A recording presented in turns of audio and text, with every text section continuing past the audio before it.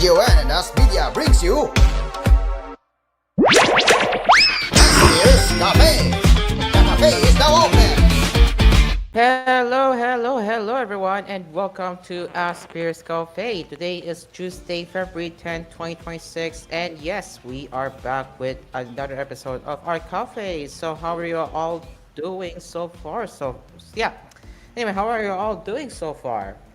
And well, our first topic we need to tackle right away is, well, you guessed it right, ladies and gentlemen.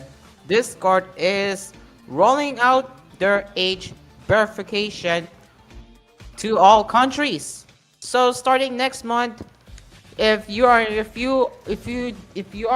giving out your government issued ID, or at least doing your facial scan, well, your account will be defaulted to teen appropriate settings, and it really backfired. So we'll get into that right now. So let's get my screen share up, shall we?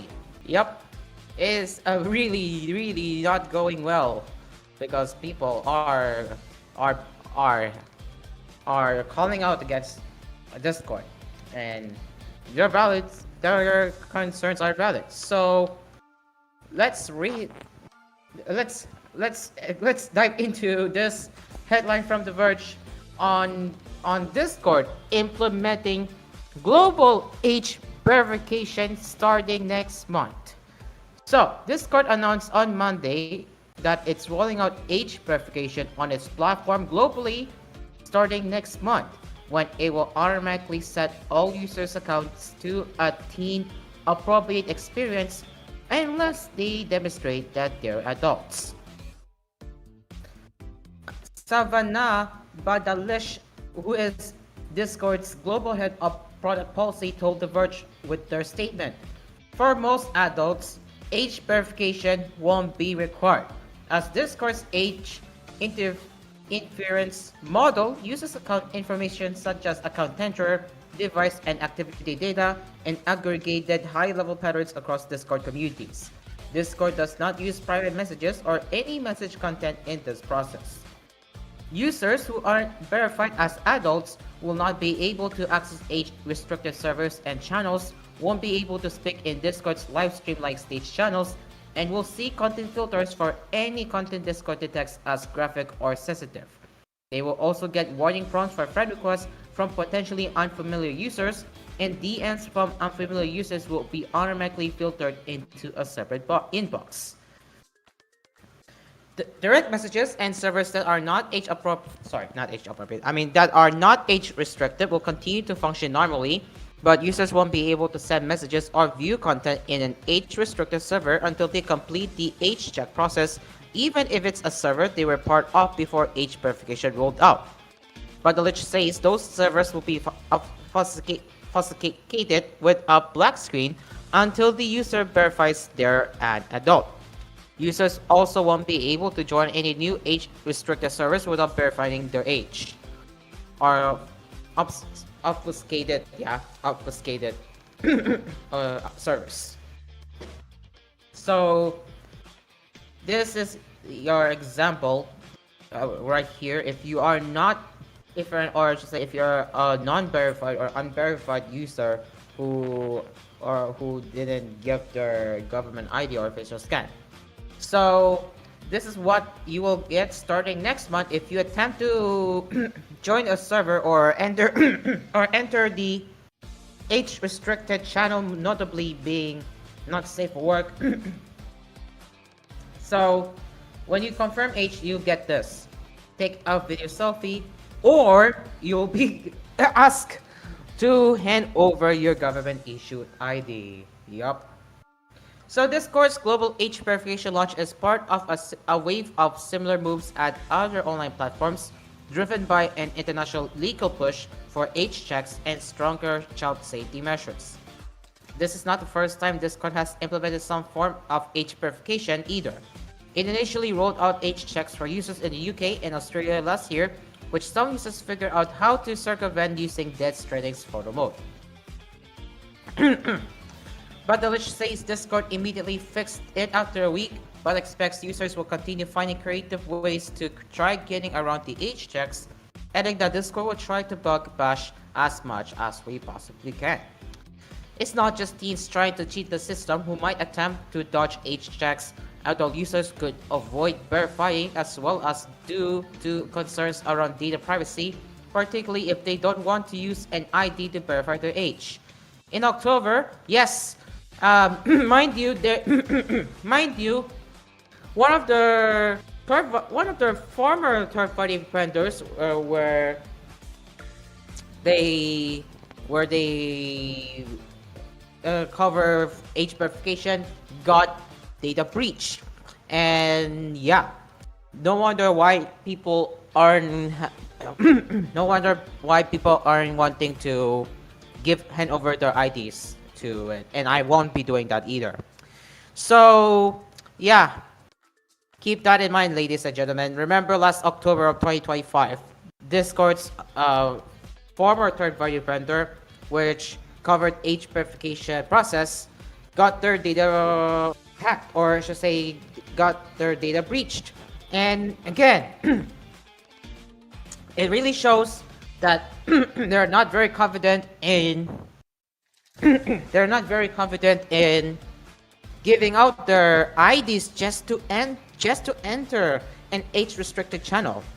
I know it really sounds stupid when you are forced to give out your government-issued ID just to enter it. Yeah, it really sounds stupid. Now back to what we're talking about. So if Discord's age inference model can determine a user's age, a government ID might still be required for age verification in its global rollout. According to Discord, to remove the new teen by default changes and limitations, users can choose to use facial age estimation or submit a form of identification to Discord's vendor partners, with more options coming in the future. And yeah, I'm not buying it. Like if my Discord account was just what I am using to do my show right now, if I eventually get hit with the age verification thing, well, I am not giving my ID or info to Discord. I will not be doing that, and I will never be doing that. Because if it is, well, I'll say goodbye access to NSFW channels, and well, I will be out of luck, I guess. Anyway, so how does that work? Well, the first option uses AI to analyze a user's video selfie, which Discord says never leaves the user's device. If the age group estimate whether you're teen or adult from the selfie is incorrect, users can appeal it or verify with a photo of an identity document instead. That document will be verified by a third-party vendor, but Discord says the images of those documents are deleted quickly, in most cases immediately after age confirmation. Again, don't forget, one of the former third-party vendors for Discord who worked for age verification process got their data breach, which included tons of government issued IDs. And yeah, again, I'm too concerned with this one. So whenever Discord claims is correct, I am not sure about that. But the list also says that after the October data breach, Discord immediately stopped doing any sort of age verification flows with that vendor. It is now using a different third-party vendor. Although Discord did not disclose what exactly the vendor they're using for their age verification. She adds, "We're not doing biometric scanning or facial recognition. We're doing facial estimation. The ID is immediately deleted. We do not keep any information around like your name, the city that you live in, if you use a birth certificate or something else, any of that information." But the list goes on to explain that the addition of age assurance will mainly impact adult content. Of course! They want to do this just to protect kids from harmful content. Well, if I were you, have a competent parent that can that can guide their kids. Don't let the companies do that for you. I mean, if you're a parent, you should you should be competent in guiding your kids. Okay, if you but that is if you have kids in your homes, I would say don't ever let these companies control your kids or teen online experience. You will have to be competent and discipline your kids. You know that? This right here, this statement right here, they're really going, or say they're really doubling down on protecting teens and kids from harmful content, yet when their parents be should be guiding them, or should be watching over them. Exactly, right? That's what I really don't buy it from Discord. Like, we're really in the world where age verification is rapidly spreading, like really rapid, and I am not looking forward to that future. And eventually, I am too scared that we don't have our right to guide our kids or monitor them anymore. I fear that big tech companies are going to control your kids, your teens, or even you. I have a fear that they're letting the companies control you. Yeah, we have to fight back. It's bad. Again, this is not a good sign if you are letting your kids be controlled by a big tech companies. It's not good. So, why are they doing this exactly? Well, this is what they say in the statement. A majority of people on Discord are not necessarily looking at explicit or graphic content.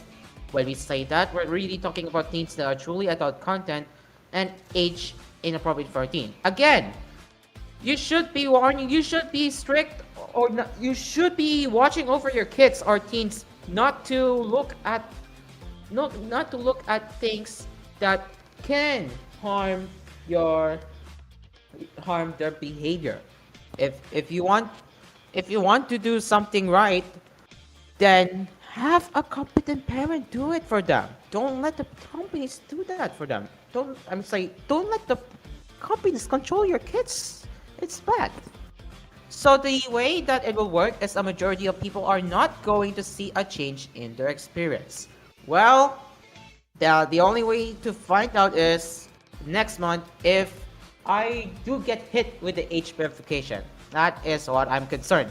Since this is my second Discord account that I created around 2020, sorry, not 2020, that I created around 2016, which is almost becoming 10 years of my Discord usage.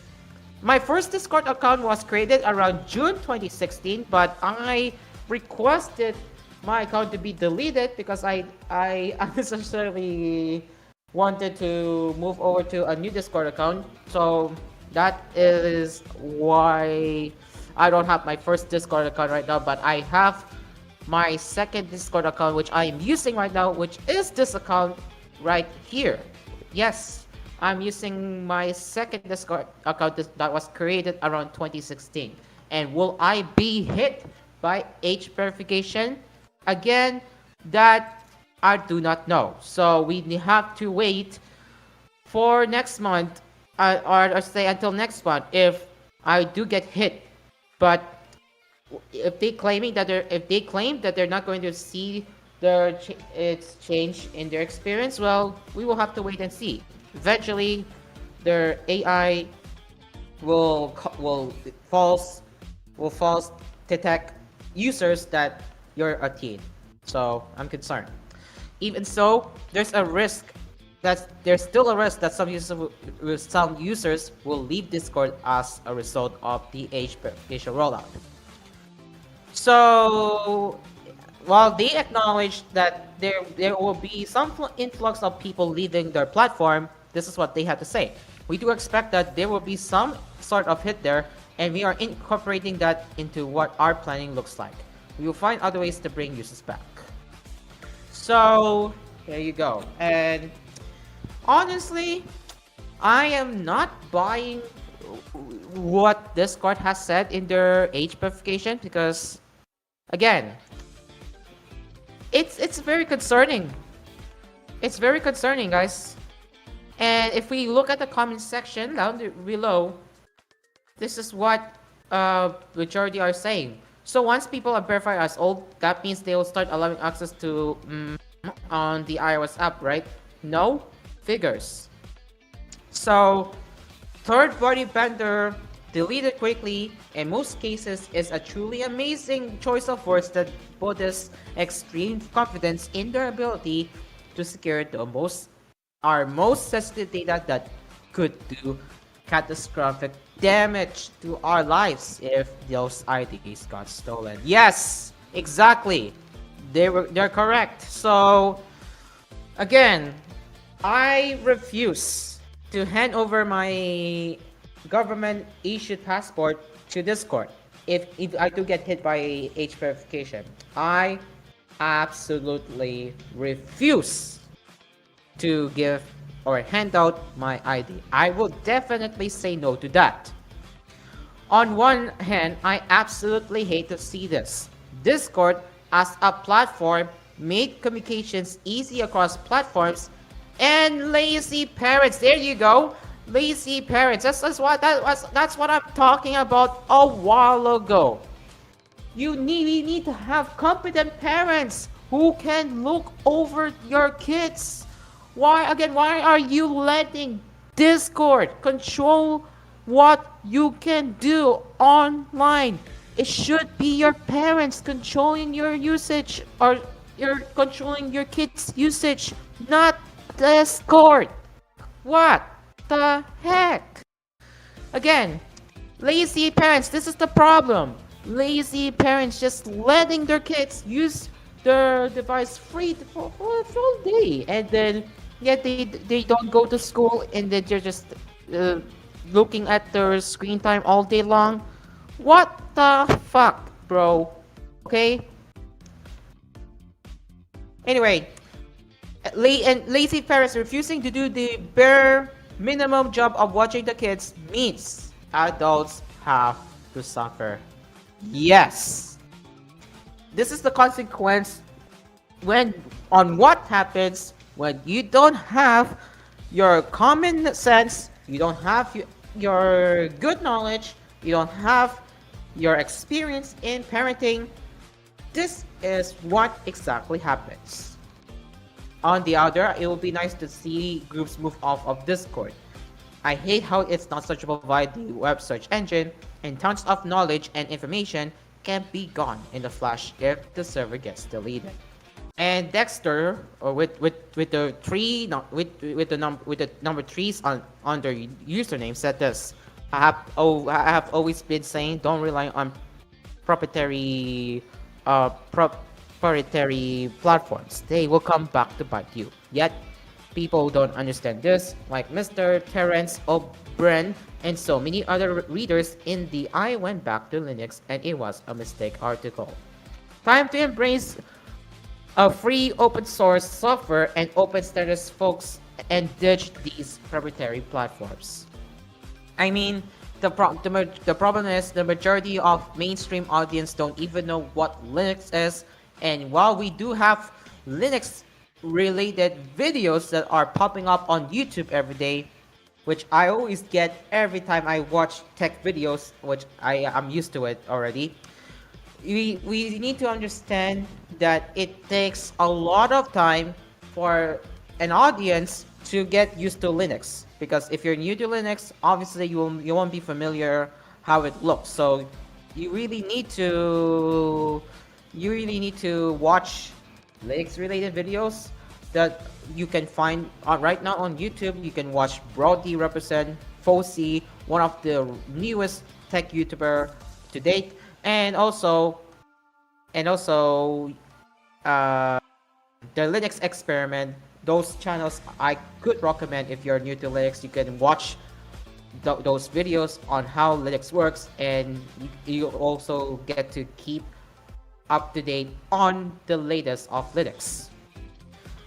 So yeah, again, I'm saying this right now is that the majority of mainstream audience are not familiar with Linux just yet, and while I do know that Zorin OS is reaching hundred or $1 million if I'm not mistaken. Yeah, they're moving away from Windows to Linux already, but again, Zorin OS is one of the most friendly Linux distro you can use if you're new to Linux. So yeah, again, it will take a lot of time for people to get used to Linux unless they start discovering Linux videos, which you can find on YouTube if you get recommended. Alright, and the last comment before I give my final thoughts on that. Cool! Just canceled my 9-shot subscription and wrote them a strongly worded letter. So did several of my friends. I will also shut down the communities I'm moderate if this happens and go to another platform. Good for you, man. Good for you. I'm so proud of you. Right, so ladies and gents, as you know it, Discord is doubling down on rolling out their age verification, and you can already say it really is bad. So what have we learned from here? Number one, don't ever let big tech companies control what you do online. You have to start raising awareness of parenting. You need to learn how to parent, and you have to learn how to parent your kids or guide your kids. If you have kids eventually, if you do eventually get kids, you need to start parenting. You have to start learning how to parent yourself. Okay? This is not what I would like to see when big tech companies like Discord are doubling down. Okay? It's bad. So, ladies and gents, as much as I hate it, this is the reality right now that most companies, well, Discord being the latest company to implement age verification, and I absolutely hate it. So, guys, if you know someone if you know someone who is a strict parent, you need to show this to your concerned friend, family member, or even your parent about this, and hopefully they will make a decision whether should start parenting whether they should start parenting, or are they going to let Discord do that for them. Pick one. It's just your poison type chance. Okay? Anyway, let us know in the comment section down below. And honestly, I am genuinely disappointed.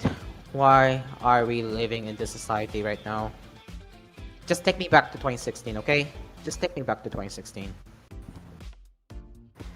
Okay, it is now 6:56 p.m. Philippine Standard Time, and we will be having a lot of tech topics to cover right here, especially that we didn't get to especially that we didn't get to talk about the smartphone weekly poll results last night, which we will be covering right here on this episode later. And as well as that, we will also be talking about what's in the latest of technology, as I will be looking some through Reddit, and then I'll be sharing it right here when I find one. But in the meantime, we will be taking a commercial break. So our fan-made sponsors, we have Dell Sound, Asphere Appliances, Dreamcars Pizza, Capitari Coffee, Senitron Simplus, Melody Mart, and Always Grocery. Stay along with us right here on Cool FM and Ask Radio. Ask Asphere's Cafe will return after the break.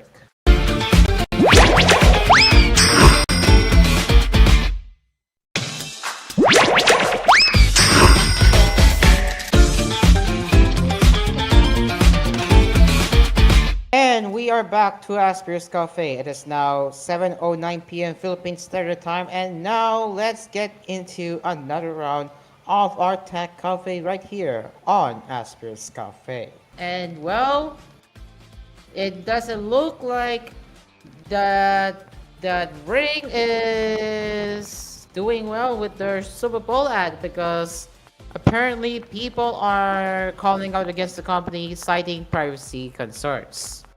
So yes, if you don't know, Ring Doorbell is owned by Amazon. So let's have a look as to why people aren't buying with their recent Super Bowl ad on Ring Doorbell. So this is coming from Tyler.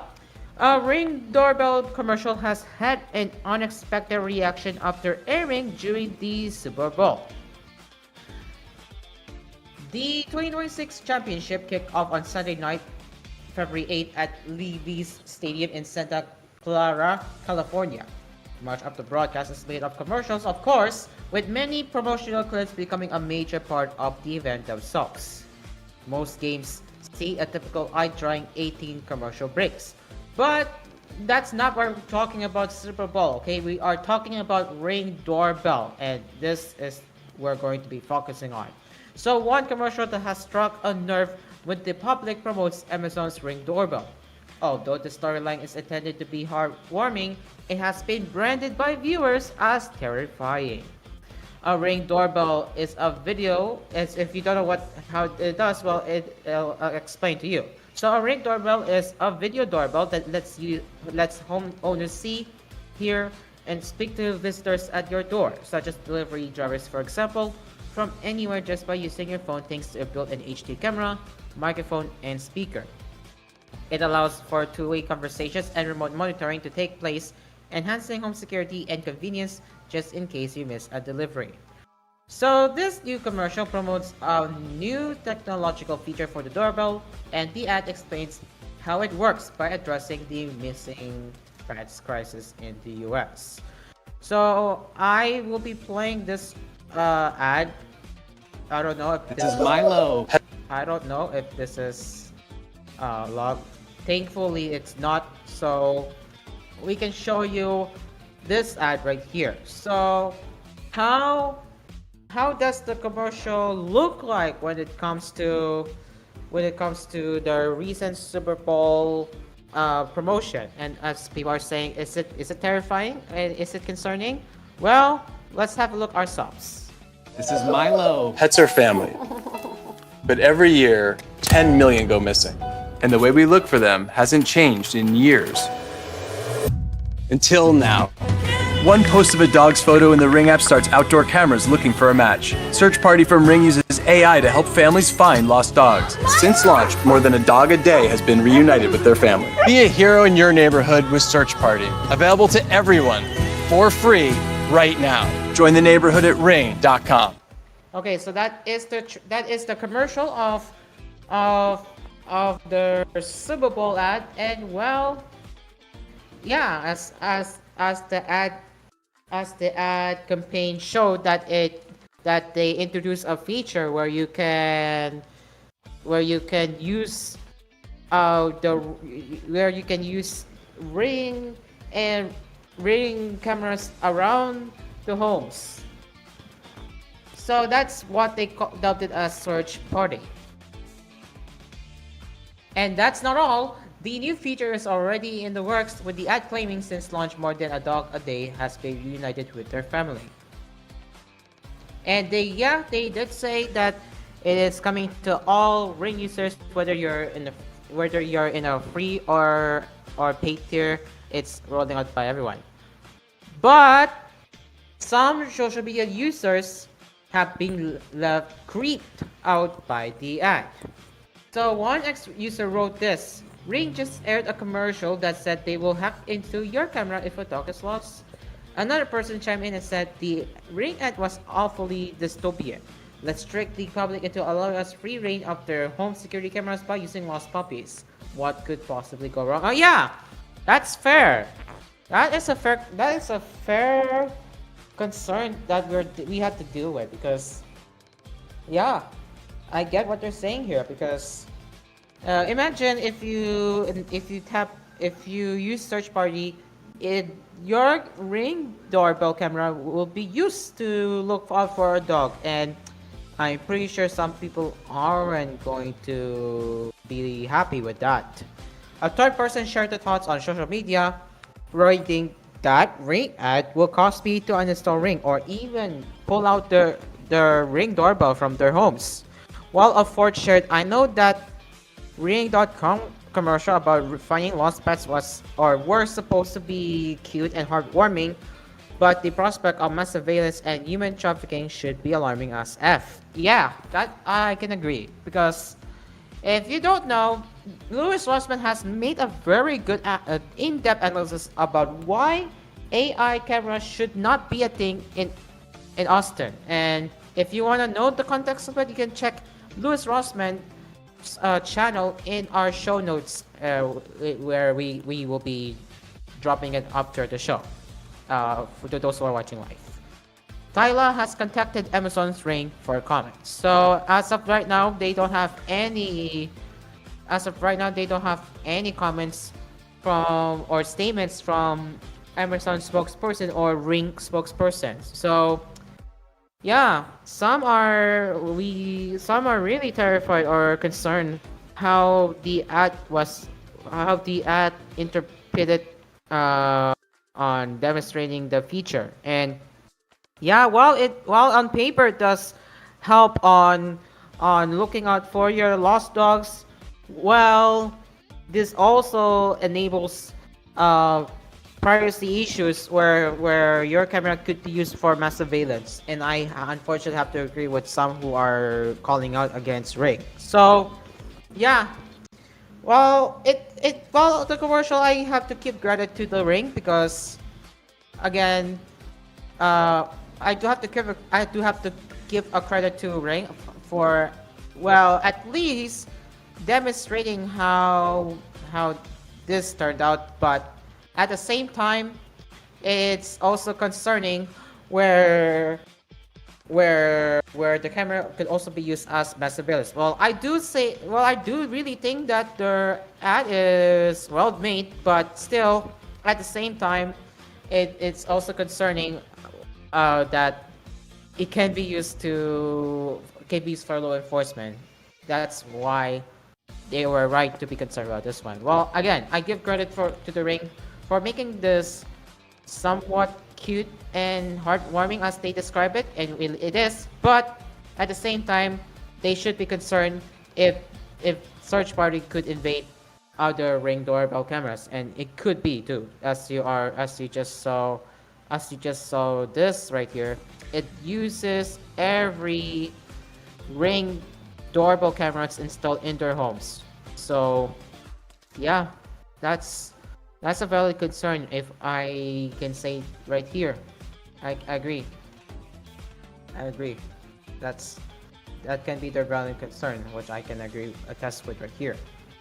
So yeah, what are your thoughts on Ring doorbell's recent Super Bowl ad? And do you think it's heartwarming? Do you think it's well thought? Well, at the same time, you're also concerned how it works, which could erode privacy issues. Let us know in the comment section down below on that Super Bowl ad that we just watched.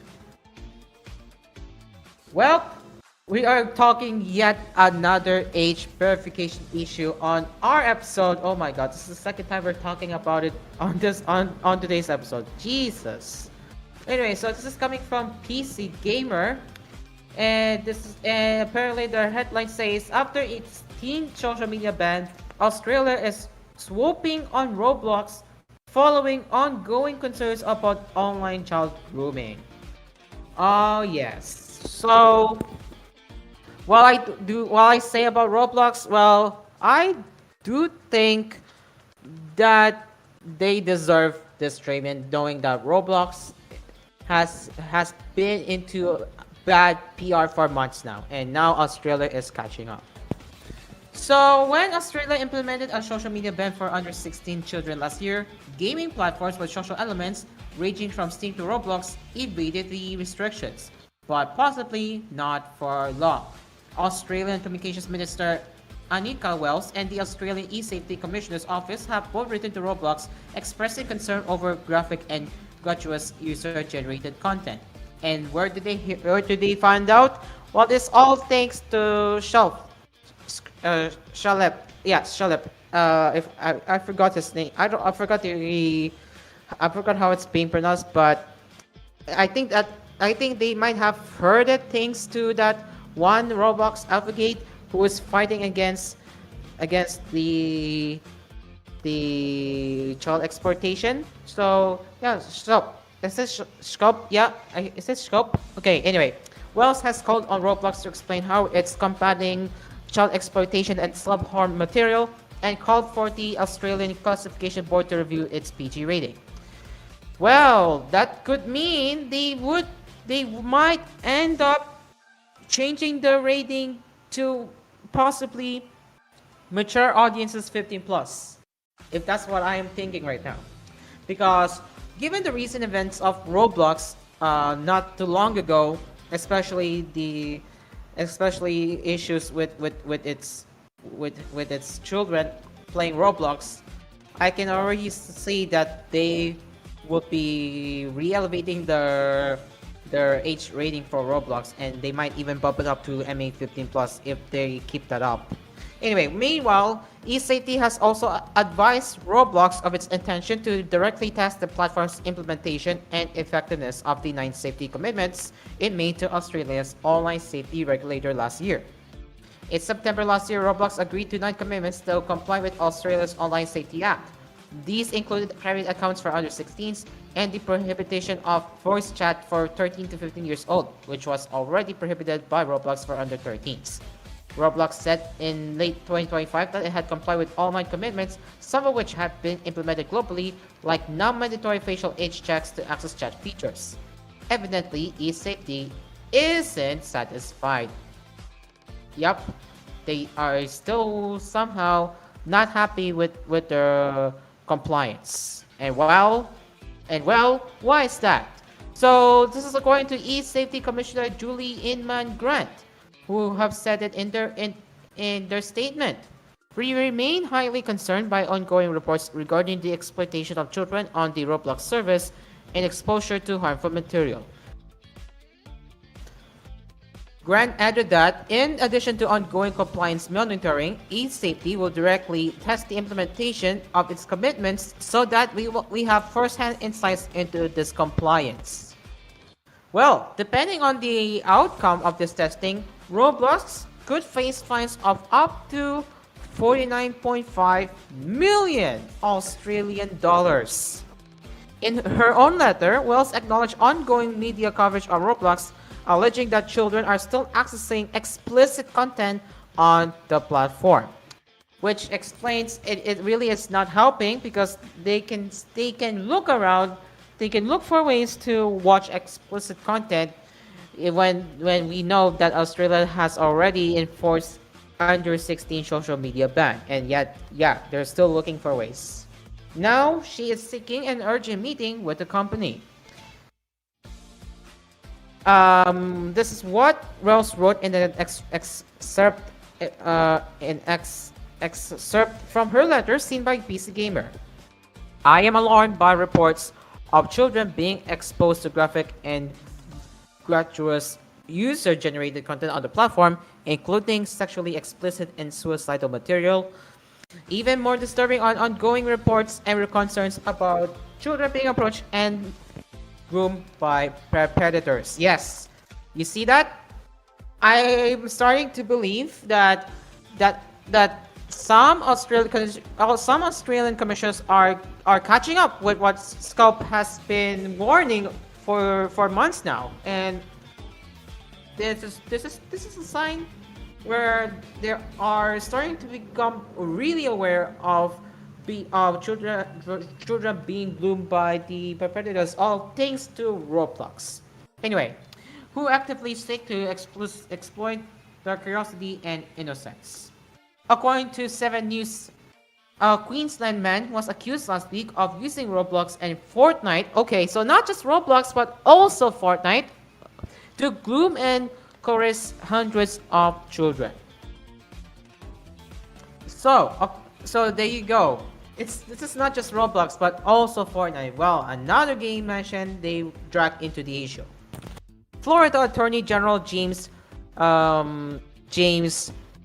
Utemir announced a criminal investigation into Roblox in October, accusing it of failing to protect children from predators and explicit content.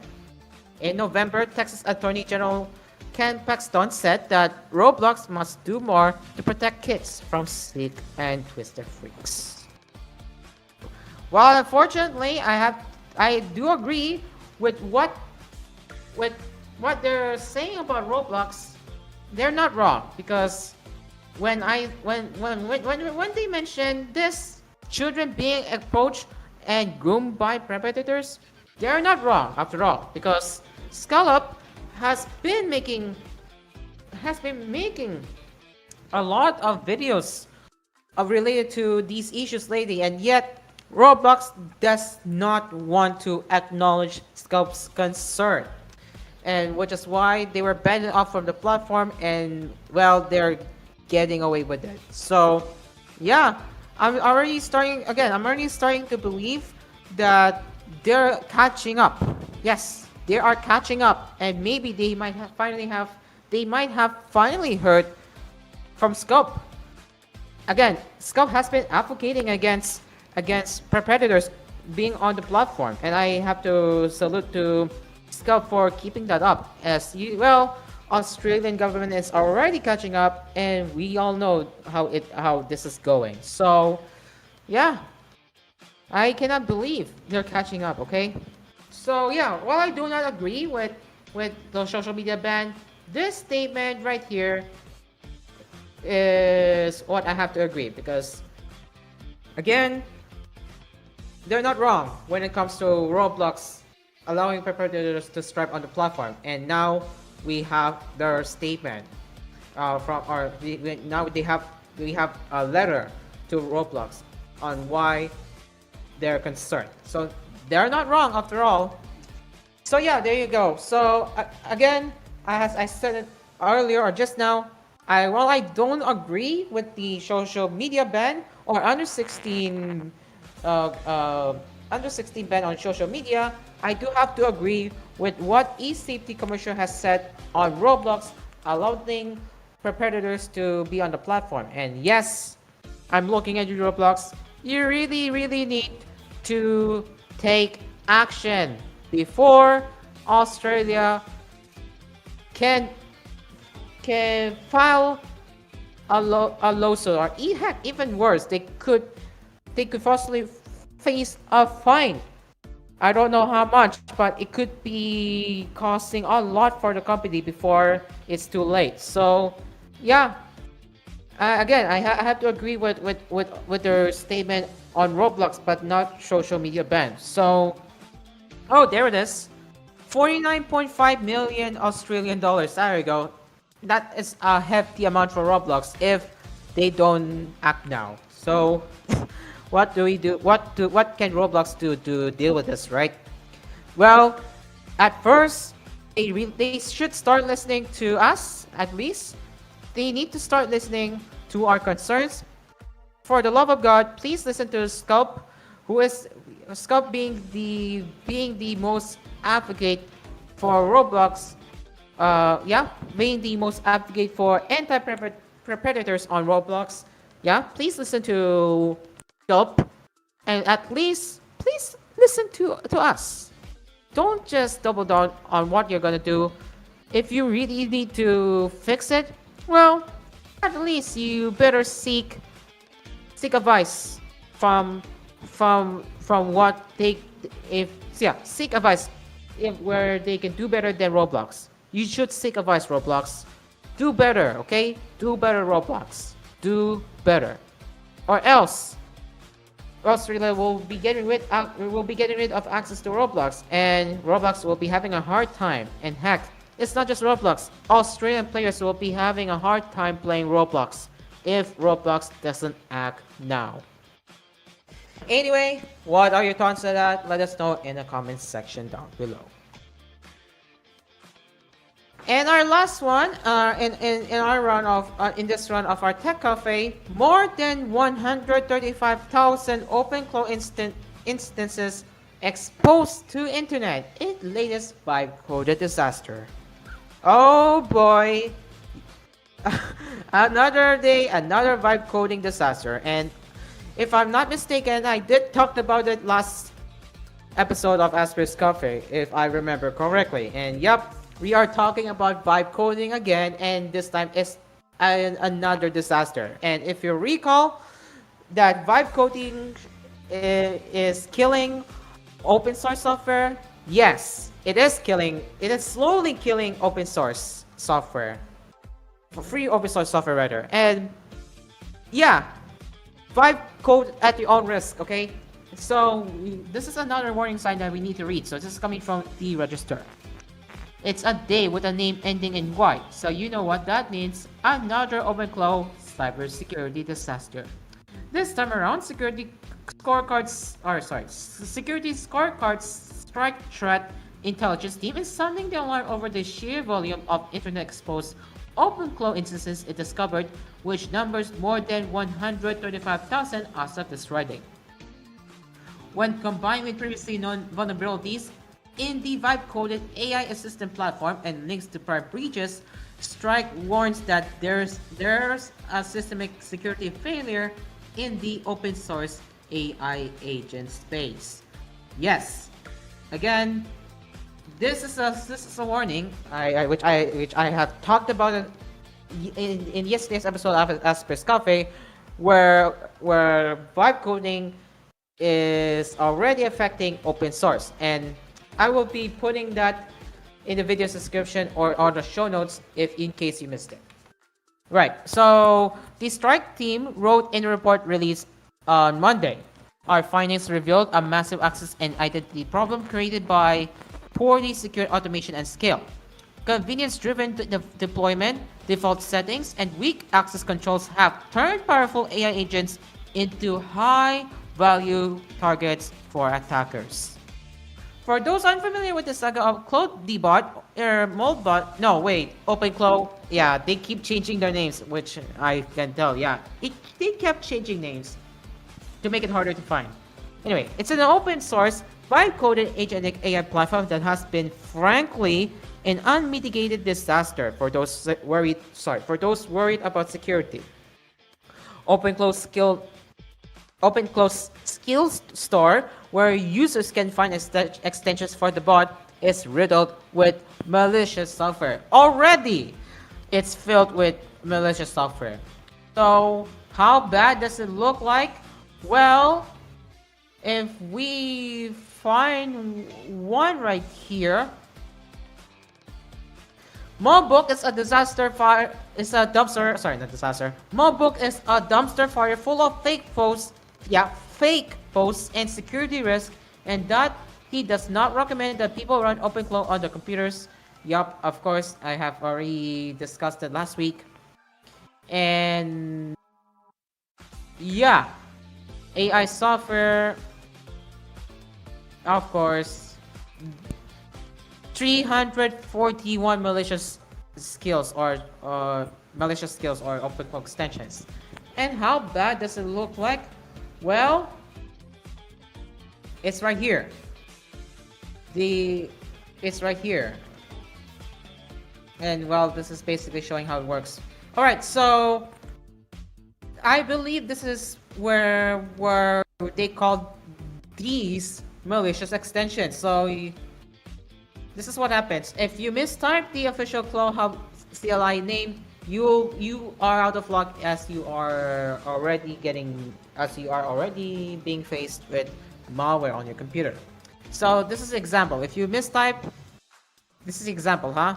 ClawHavoc 1, ClawHavoc with double B on it, ClawHavoc CLI, Claw with double W, and Claw with double L, and 22 more variants with related suffixes. So many of them, and there are many variants, so you really need to be cautious on what you're downloading. So you have to be warned.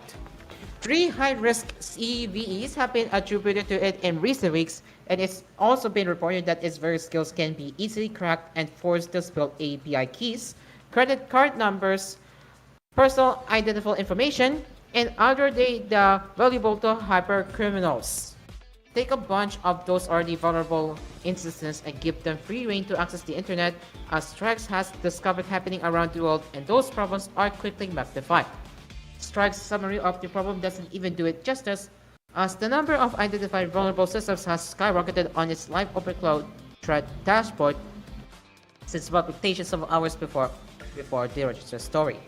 Well, take the aforementioned 135,000 plus internet-facing OpenClaw instances. That number is as of the writing. When Strike published its report earlier today, that number was at just over 40,000. Strike also mentioned 12,812 OpenClaw instances it discovered being vulnerable to an established and already patched remote code execution bug.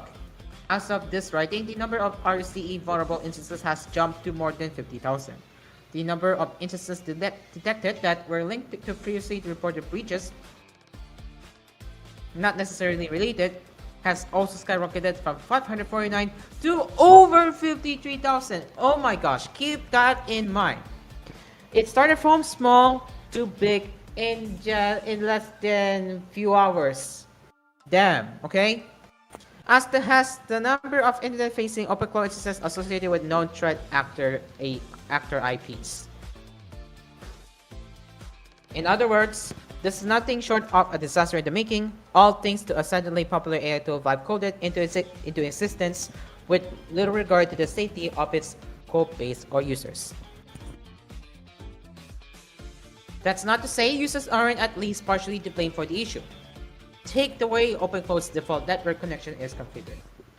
Out of the box, OpenClaw binds to 0.0.0.0 and the port number being 18789, meaning it listens on all network interfaces, including the public internet, Strike noted. For a tool this powerful, the default should be 127.0.0.1, and that IP right here is localhost. Well, it isn't. It is apparently. Well, yeah, what they meant, it isn't for that tool, unfortunately. Anyway, Strike recommends all OpenClaw users, at the very least, immediately change that binding to point it to localhost. Yes, so if you are testing OpenClaw instances locally, you're better off changing your binding port to your local IP that you can rely on, so it doesn't get exposed to the internet, okay?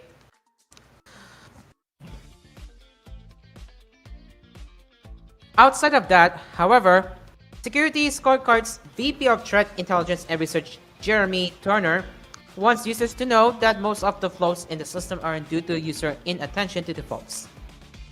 He told the register in an email that many of OpenClaw's problems are there by design because it's built to make system changes and expose additional services to the web by its nature. Turner said this: "It's like giving some random person access to your computer to help do tasks. If you supervise and verify, it's a huge help. If you just walk away and tell them all future instructions will come via email or text message, they might follow instructions from anyone."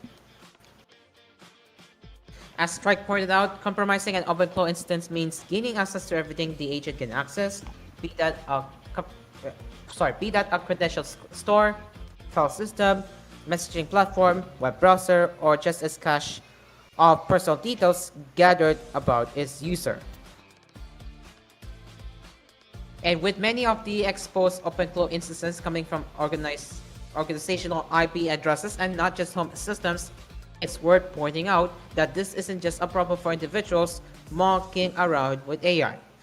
Turner warns that OpenClaw isn't to be trusted, especially in organizational context. Turner explained further: "Consider carefully how you integrate this and test individual machine or separate system where you limit the data and access with careful consideration. Think of it like hiring a worker with a criminal history of Think of it like hiring a worker with a criminal history of identity theft who knows how to code well and might take instructions from anyone." That said, Turner isn't advocating for individuals and organizations to completely abandon agentic AI like OpenClaw.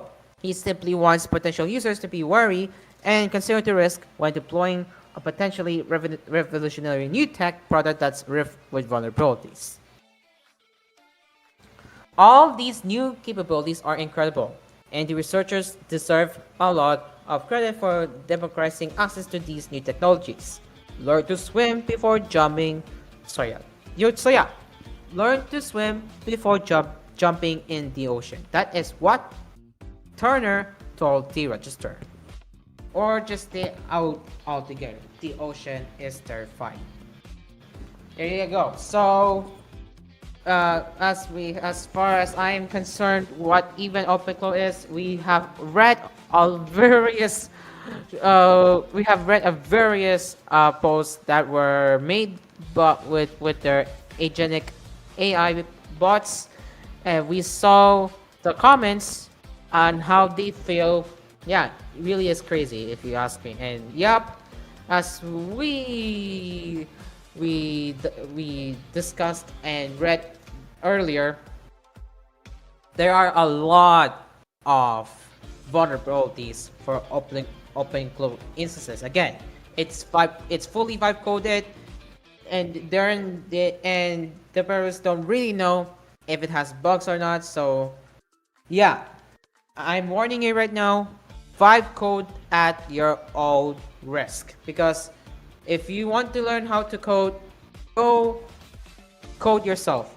Don't rely on vibe coding. I mean, sure, if you want to vibe code it, that's up to you, but don't rely heavily on vibe coding, because this is a study right here that vibe coding is not your replacement to your coding. Okay.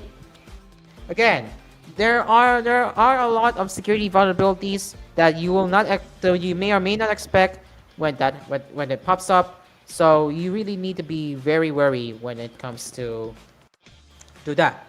And if you do plan on entering the world of vibe coding, at least be cautious and be careful on what you're doing, and at least have a separate machine or a virtual machine installed on your system. Again, if you're too scared of having your personal computer getting malware, you're better off having a virtual machine, or even better, have a separate machine that you don't use with that, and you can play around with OpenClaw. Again, I'm just saying my advice right here.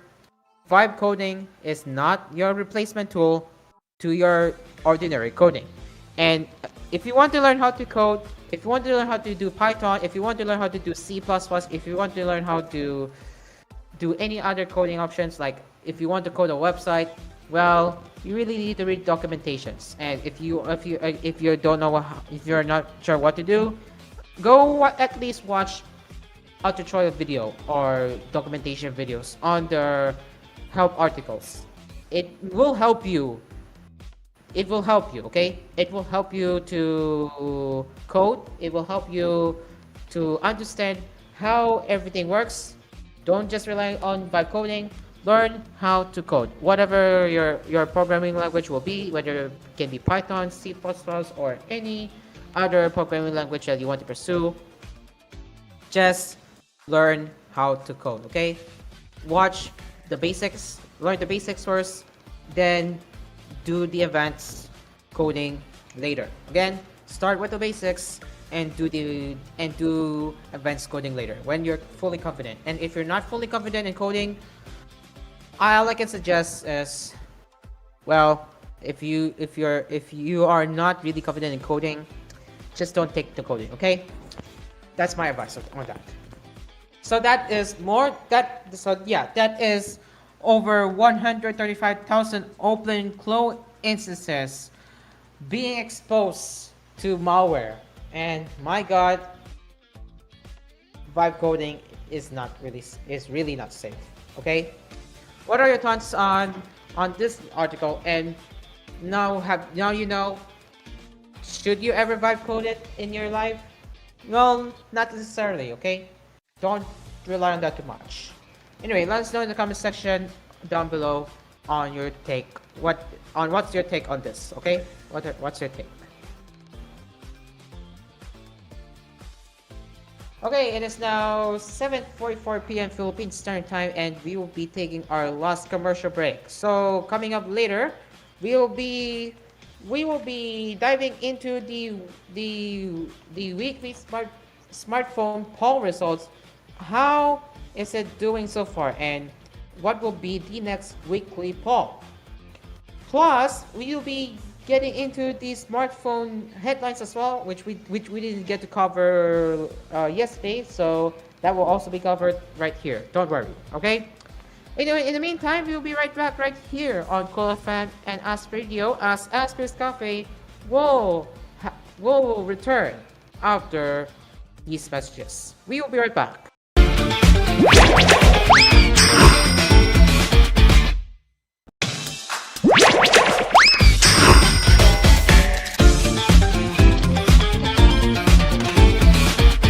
And we are back right here on Asphere's Cafe. It is now 7:58. So yeah, it is now 7:58 p.m. Philippine Standard Time, and now let's get into our weekly smartphone poll results, followed by weekly poll and the rest of our smartphone headlines right here on Asphere's Cafe. Well, what do we have in our results? Well, shockingly, most people still don't care about magnetic charging. Well, the results show it, ladies and gentlemen. So, here are your poll results. How important is magnetic wireless charging to you? Over 483 votes we have. My next phone must have magnetic charging built in, which is sitting at 16.6%. The second option being it's important, but I'm okay with using magnetic cases at 317 votes with a percentage of 10.9%.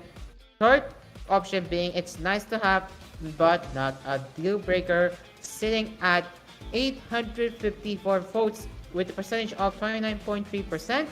Fourth option being I want magnets for mounting, but not for charging, at 303 votes with a percentage of 10.4%. I don't need magnetic charging or accessories, sitting at overwhelmingly 906 votes with a percentage of 31.1%. And finally, the last option being none of the above is at around 49 votes. About a third of voters do want magnets, but they are split into several camps. First is the built-in magnets versus magnets in the case debate. For users who want to go caseless, built-in magnets are a must. For those who are going to use a case anyway, it's less important. Some are worried that case-only magnets are weaker than a stack of phone and case magnets. The other split is this. As they noted in the poll article last week, the magnets have additional uses beyond charging. Over 1 in 10 voters is only interested in the use cases for magnetic mounts and accessories. They still prefer charging using a cable. MagSafe style chargers, mounts, etc. have a place going forward, even if they are not universally beloved. However, there has been very little adoption outside of Apple. Google was the first to go all in on the Android side with Pixel Snap.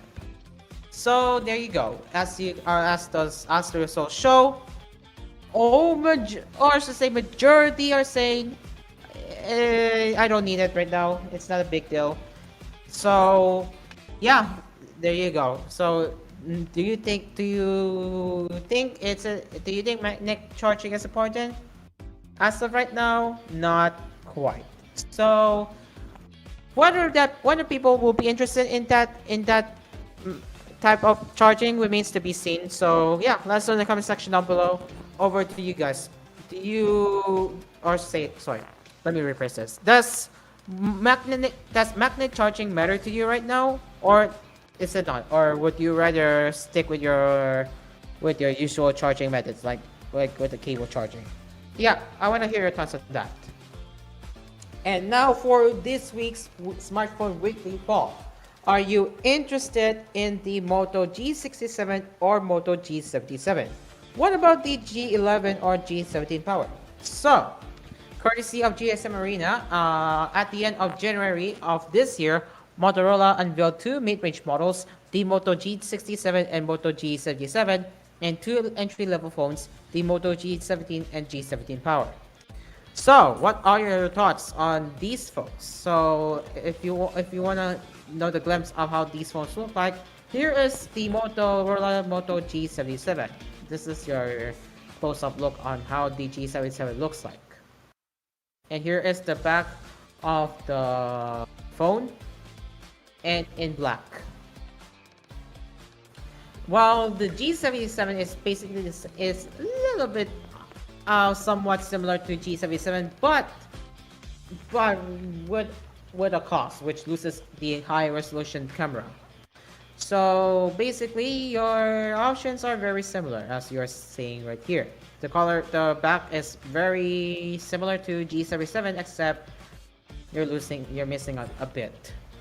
So here is Motorola G17, if you're curious how that looks like. And the G17 has a notch. It has thin bezels, or thick bezels down here. So G77 and G67 have less bezels, while G17 Power has thick bezels. Keep that in mind. Now, as for the specs, the G77 features a 6.78-inch 120Hz OLED display, a sharp 1272 x 2772 pixels panel with 10-bit colors, HDR support, and Gorilla Glass 7 eye protection. The G77's claim to fame is the 108 megapixel main camera with OIS, or optical image stabilization, that has native 3x sensor zoom. It can record 1440p at 30 frames videos, and it's joined by an 8 megapixel 119 ultra wide camera. While the ultra wide module isn't particularly impressive, the 32 megapixel selfie camera with 1440p at 30 frames video support is more noteworthy. While G67, on the other hand, is similar to the G77, it loses the high resolution camera, which instead will have a 50 megapixel 1 and 1.95 inch main module instead, with no optical image stabilization. And for the chipset, is Dimensity 63000 instead of 64000, but it's the same silicon, just running at 0.1 GHz lower clocks. Realistically, having only half the RAM, 4 GB of RAM compared to 8 GB, will have a much bigger impact on performance. At least, both phones offer 128 and 256 GB of storage options, and in some regions, 512 GB plus a micro SD slot for more. The G67 has the same battery as its prior sibling, a 5200 mAh cell with 30-watt charging. Both have an IP64 rating too, dust tight, splash proof, which is fairly basic. The Moto G67, all configurations are stuck with 4 GB of RAM, whether you're going with 128 or 256 GB of storage. Okay, so for 128 GB of storage, it will cost you £200, while 256 will cost you £260. The Moto G77, which all have 8 GB of RAM for its configurations, the 128 GB of storage will cost you £250, and in the European Union, the 512 GB of storage G77 will go for €300. The Motorola Moto G17 is a simple 4G phone with an old Helio G81 Extreme 12nm chipset. It has a 6.72-inch IPS LCD, a 5200 mAh battery with 18-watt charging, and an IP64 rating. The 50 megapixel 1.2-inch main camera tops out at 1080p at 30 frames per second video recording, and the 5 megapixel ultra wide is as basic as they come. The 32 megapixel selfie camera is a bit of a surprise. Well, for the G17 Power Up, it upgrades two things. First, memory goes up to 8 GB of RAM, up from 4 GB, and storage is either 256 or 512 GB, up from 128. Both G70 models have microSD slots, so the storage capacity is easy to fix, but the RAM upgrade is notable. And second, the battery on the Power has 6,000 milliamp capacity and supports faster 30-watt charging, just like the G77 and G67. The Moto G17 Power will cost you 230 euros for an 8GB of RAM, 256GB of storage in the EU, or 150 euros for the 4GB of RAM and 128GB of storage unit in the UK. While the non-power G17 will with being 8GB of RAM and 128GB of storage will cost you 200 euros. Now, let's start with the G77. What do you think about this phone? Here are your poll options. Would you buy the Motorola Moto G77? Here are your options. Yes, I want one. Maybe, depends on reviews. No, I want the G67 instead. No, there are better mid-rangers for the price. I don't want a mid-ranger, and none of the above. Those are your options for the Moto G77. As for the G67, it's basically the same thing, except the third option saying G77 instead of 67. So you have your same options as the Moto G77. Now, for the low-end smartphones from Motorola, being the G17 and G17 Power, here are your options. Would you buy the Motorola Moto G17? Yes, I want one. Maybe, depends on reviews. No, I want the G17 Power instead. No, there are better entry-level phones for the price. I don't want an entry-level phone, and none of the above. Those are your options for the G17, or the non-power G17. And now for the G17 Power, here are your also options, and it's basically the same thing, except the third option mentioning G17 instead of the G17 Power. So there are your options. Will you be buying the G77, G67, G17, or G17 Power? Will you be buying one of these? Go vote it right now in the website, and I will be putting that link in our show notes as soon as possible once our show ends and when it's available on demand. So if you're interested in these phones, or if you are curious how the poll results will look like, head over to our show notes and find the GSM Arena link that we will be putting it in the video's description below. Alright, now it's time for somewhat a rumor news now, and well, Samsung almost confirms when will they unveil the Galaxy S26 family. So, Samsung has long been rumored to be unveiling the Galaxy S26, S26 Plus, and S26 Ultra on February 25. Now, the company itself has almost confirmed the date. The official X account for Samsung's Go arm posted a contest recently, and if you take a look at the link terms and conditions, you will see a text in the screenshot below. So right here is the last sentence saying this competition time frame will be from 25th of February 2026 to 10th April of 2026 to win the Galaxy S25 FE. So part 1 of the contest, which is supposed to run before Galaxy Unpacked,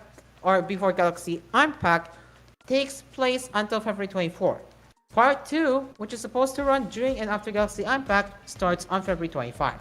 While this isn't a 100% official confirmation or an invite, it's definitely close enough that they do think that the rumors were accurate and the next Unpacked event will actually take place on February 25.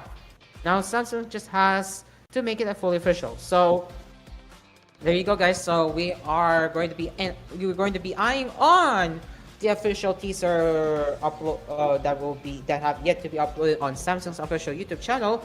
So if they in fact upload its Galaxy Unpacked teaser by later today, then Samsung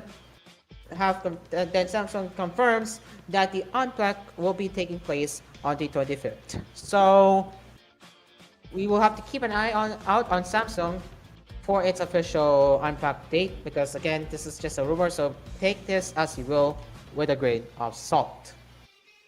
And now for the iPhone rumors over there, we have an iPhone 17e, which will apparently cost the same as 16e, but will offer MagSafe and a newer chipset being the A19 SoC, or system on chip. So the iPhone 17e has been the subject of several leaks in recent weeks. Now Bloomberg's Mark Gurman has weighed in, largely corroborating the recent leaks surrounding Apple's upcoming affordable iPhone. According to Gurman, the iPhone 17e will be powered by the A19 chipset and will support MagSafe charging, which was not present on the iPhone 16e. So if this is true, then this is the first time that Apple will be offering a MagSafe charging to its budget tier iPhone models, or the lowest entry level model of iPhone. If this is true, this will be the first time we will be seeing MagSafe wireless charging coming to the soon to be announced entry level iPhone, which would be named as iPhone 17e. Gurman also notes that the upcoming iPhone will get the latest in-house cellular and wireless chips, the C1X and N1. Lastly, the iPhone 17e is expected to retain the same $599 or $600 price tag as its predecessor. Gurman also says the new iPhone's launch is imminent, with a recent leak pointing to a February 19 debut. The iPhone 17e is set to skip the dynamic island and retain a large language largely unchanged from the 16e. So basically, from the looks of the current iPhone 16e, the iPhone 17e will basically just be a slight upgrade from the 17, not 17, will just be a slight upgrade from the 16e, basically retaining the same design as the current 16e, but adding wireless charging and of course the newer chipset, which is very typical for Apple to upgrade the chipsets every time they announce their new entry-level iPhone. Let's say, for example, the iPhone SE 2020 launched with the A13, and the same design being the third generation launched with the A15 chipset. Again, for the camera, I'm not sure if they did upgrade their camera specs for the A15, not A15, sorry, for the third gen of iPhone SE, but all they know is that they upgraded the chipset and bumped one more gigabyte to the RAM, which bumps from 3 to 4. That being the third gen, while the second gen of iPhone SE had 3 gigabytes of RAM. So with this development, Apple seems to be doing the same approach as they did with the previous iPhone SE, just upgrading the chipset, but this time adding wireless charging. Again, take this as usual with a grain of salt because this is just a rumor. If again, we are not sure if this will be true, but either way, we will keep our eyes peeled on Apple on whether they will announce the iPhone 17e as a successor to the iPhone 16e. Now, for the Nothing's upcoming new phone, well, they're teasing the phone for a series. So they're also hinting at the new colorways as well, as you're seeing right here. We got a dark blue, light yellow, pink, white, and black. It basically got the same thing, and it's showing the A right here as well. So as you just saw in the post, the Nothing Phone A and A4 Pro are rumored to be launching globally in early March, and yeah, as they pretty much confirmed that it's coming soon by starting the teaser campaign for the Duo. So as you saw earlier, the dots are black, white, pink, yellow, and blue. So don't be surprised if either or both of the upcoming smartphones get released in those hoods. Nothing has already confirmed that at least one of them will support UFS 3.1 storage, up from UFS 2.2 on the Phone 3a and Phone 3a Pro. Past leaks have mentioned that the Phone 4a and 4a Pro would be powered by its Snapdragon 7 series chipsets. So, what they meant, at least one of them, well, most likely the 4a Pro will have a UFS 3.1, while the non-Pro 4a might stick with the UFS 2.2. According to the European Union's energy label, the Nothing Phone 4a Pro has a battery rated at 5080 milliamp, which will probably be advertised as a typical capacity of 5200 milliamp to 5250 milliamp. Thus, a small increase from its predecessor's 5000 milliamp cell. The battery will charge at up to 50 watts.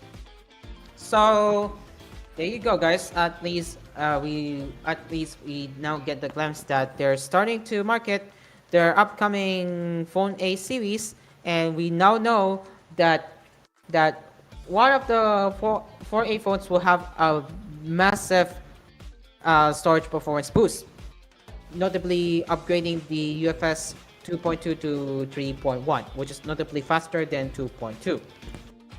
Again, whether nothing will offer UFS 3.1 for the regular 4A remains to be seen, but I am pretty certain that the 4A Pro will have a massive storage performance upgrade, being the UFS 3.1. So, I'll head over to the audiences. What is your prediction for the Nothing Phone 4A and 4A Pro? Let us know in the comments section down below. And well, YouTube really loves agentification further, right? Well, here we are again, because YouTubeMusic is now limiting how many song lyrics you can see on a non-premium account. So Google continues to lock down YouTube features as it moves them behind their premium subscription. First, it disabled background playback loopholes, which we did talk about it not too long ago, and now it wants to charge you for song lyrics on YouTube Music. Several posts on the r/YouTube Music subreddit showed the YouTube Music UI with a warning. You have X views remaining, unlock lyrics with premium, where X starts at 5 and counts down to 0 each time you hit a lyrics tab. And once you reach the 0, you'll be hit with this prompt. Yup. You'll be hit with this. Unlock lyrics with premium. So this has been in the works for a while now, which was around in September when the first reports came out that some users were getting the unlock lyrics with premium prompt. However, only a few users saw this and it was a trial run, apparently. Now, many more users are seeing it, which suggests that testing is done and Google has adopted the new policy. So they're not seeing official confirmation of this change yet, but in the case of background playback, it took a few days for the change being implemented to Google posting an official statement. So yeah, well, what can we expect from Google, Alphabet, and YouTube, right? They love inchification, aren't they? And the fact that I still have YouTube Premium is well, actually, I'm gonna be honest, I cannot get rid of YouTube Premium, but if I had to, because if I do have to do that later, I might have to get rid. But again, I will be sacrificing with ads, which I obviously don't like the state of YouTube ads right now, if I'm gonna be honest with you. And well, if we look over here, this is what GSM Arena cited in the report, and yeah. So this is what Avid Kaire said. It's a free version of a service that costs money to run. You are getting what you don't pay for. Want all the features? Pay for premium. Don't want to run into this code issue anymore? Pay for premium. And oh, not to mention that Spotify has their lyrics on their app, by the way. And I'm not even sure if this is paywall, but I'll show it to you that lyrics might also be locked behind paywall. So let me double check for a bit if it's exclusive to Spotify Premium, which I'm not sure, because if I remember correctly, it was exclusive to Spotify Premium. Okay, not anymore apparently. So lyrics are now available for Spotify users across both our free and premium tiers. So previously, their lyrics were locked behind the paywall on Spotify, but now Spotify unlocked it to both free and premium users. But with YouTube following the direction, they're locking down on lyrics behind the paywall. So basically, they're following former Spotify's footstep. And honestly, this is just pretty disappointing. So if you love seeing lyrics in front of while listening to the song. If you want to see lyrics on YouTube Music, and if you don't have YouTube Premium or YouTube Music Premium, you're out of luck. So unless you have a YouTube Premium or YouTube Music Premium subscription, you will be met with unlocked lyrics with premium prompt, which I will soon be getting if I do plan on canceling the subscription by tonight. So yeah, this is very disappointing. Okay, I'm absolutely not a fan of what YouTube is doing. So yeah, what are your thoughts on YouTube locking down lyrics feature behind a paywall while Spotify already offers lyrics feature for all. Well, previously it was locked behind the paywall, but now for all tiers, including free tier. While YouTube Music, on the other hand, locked behind the paywall. What are your thoughts? Let us know in the comments section down below. And finally, as we are down to our last smartphone headline on our Tech Cafe, or not technically not smartphone, but our cell phone article right here, we have ROG HMD Tegra M. It's a keypad phone, by the way. So, yep, as they say, it is now available in Europe. So, HMD semi-announced the Tegra M ROG phone back in November, and now the company is sharing more details about it as it's becoming available in select European markets. HMD says this is more than a device. It's in fact a fully managed communications ecosystem designed for operational excellence from day one. It's designed purposefully for professional workers who rely on durable, reliable, secure connectivity on the job, from hospitals and construction sites to airports, security teams, and first responders, according to the official press release. It's IP68, IP69K, and MIL STD810H and MIL STD810H rated, and comes with a 2.8-inch globe-friendly touchscreen. Oh wow! So they do have a touchscreen on their keypad phone, huh? Pretty interesting. And aside from the touchscreen, you get a 2,510 milliamp battery, large physical keys, loud high output audio, 4G connectivity, and dual SIM or eSIM support with hotspot mode. Oh wow, okay. So if this is the first time I'm seeing the mention of eSIM of a keypad phone, very interesting, very interesting. Okay, so this keypad phone from HMD offers eSIM. Honestly, this is a good idea. Anyway, the Tegra M is delivered as a fully managed communication solution, not just a device. Pairing affordable, durable design with enterprise-ready service system enable organizations to build communication-centric operations with a single platform. It's promised to receive 5 years of quarterly security updates. So, again, 5 years of quarterly security updates with no mention of OS upgrades. I mean, yeah, I guess that makes sense.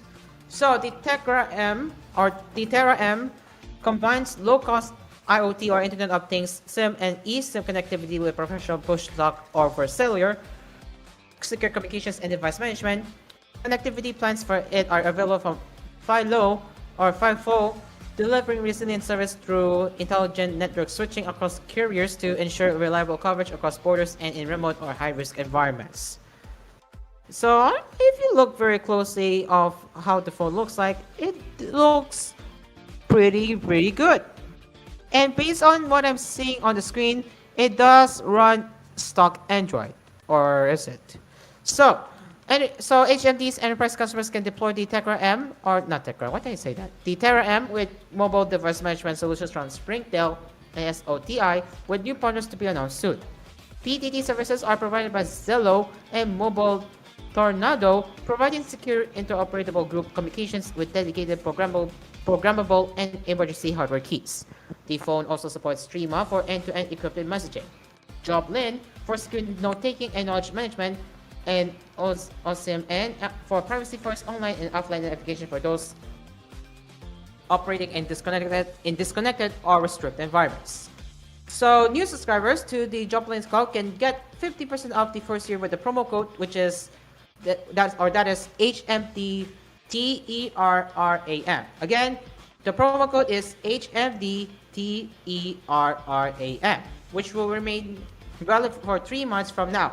You can also get a 30% discount on Trima Work and Trima On-Prem if your purchase is made before the end of April. So that is the new keypad phone from HMD, and that is HMD Terra M. Sadly, this is not available for consumers, but more on enterprise solutions. And honestly, the looks of the phone is durable, and it looks nice, to say the least. And the fact it also runs Android, but they did not say whether it supports Google Play or not. But as far as we do know, that the phone will receive 5 years of security updates. Again, no mention of OS updates, which is understandable for this scenario of that keypad phone. Anyway, what really surprised me is that the phone has an eSIM support. So again, that is pretty unexpected for a keypad phone which has an eSIM. So that's pretty unique to see that, at least. What are your thoughts on that phone? HMD Terraform or HMD Terra M? Let us know in the comments section down below. And as we are down to the last 2 minutes, we are done with our tech coffee right here. Dang, what a way as we end our show right here. And before we go, shout out to Azalisa Leah, who have been sticking around with us for a long time. So thank you so much, Azalisa Leah, for sticking around all the way to the end of the show. Really appreciate it. And to the audience watching on YouTube or on demand, if you really enjoy this type of content, don't forget to hit that like button and subscribe to our channel, Asphere's Cafe as Media, for more episodes like this, where we produce episodes every Mondays to Fridays. Well, not this Friday, obviously, because we are still on break for producing Friday episodes. Once again, this has been Asphere's Cafe. I'm Caro, and the cafe is now closed, and we will be seeing you tomorrow. The cafe is over. See you tomorrow. Goodbye.